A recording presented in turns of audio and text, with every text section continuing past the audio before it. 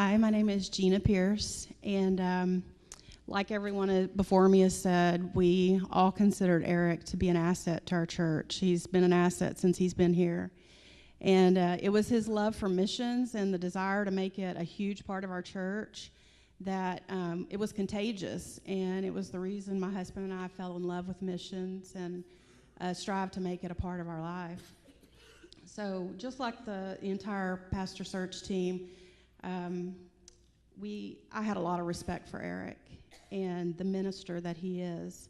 That being said, I was afraid if we called Eric that we would lose the excitement factor of having someone new, someone with fresh ideas, with a new perspective. And so I began to pray that God would just agree with me.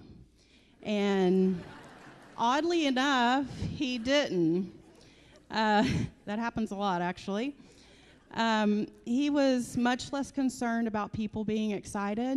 He was way more concerned about people being changed. Through the resume and questionnaire and interview process with Eric and Laura, the Lord began to show me that Eric has a huge heart for our church, and his heart has been filled with God-sized visions of who we are and where we can go. He spoke passionately about seeing change and community and relationship. And it's vision like his that has fueled our ministry that we currently have with a group of Muslims right here in our city. When one of the ladies in that community, the Muslim ladies, asked to be able to speak to one of our pastors about some dreams that she'd been having, I was so excited and proud that Eric could confidently proclaim the truth to her. Eric stayed here at LABC probably a lot of times when it would have been easier to leave. I know as a pastor's daughter that my dad wrote his resignation out every Monday. And so Eric probably had a lot of Mondays like that. And I keep coming back to the idea that he loves us. And he's seen the good and the bad. And he already loves us. He's performed weddings of college students that he's led in ministry.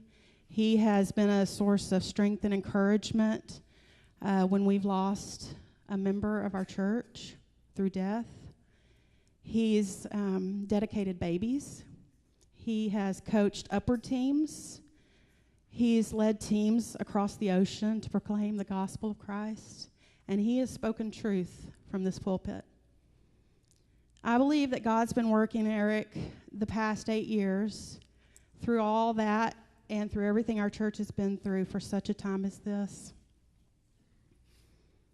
God knew that we would need a man that strives for holiness in his life to lead us into what I believe are the greatest years ahead of us.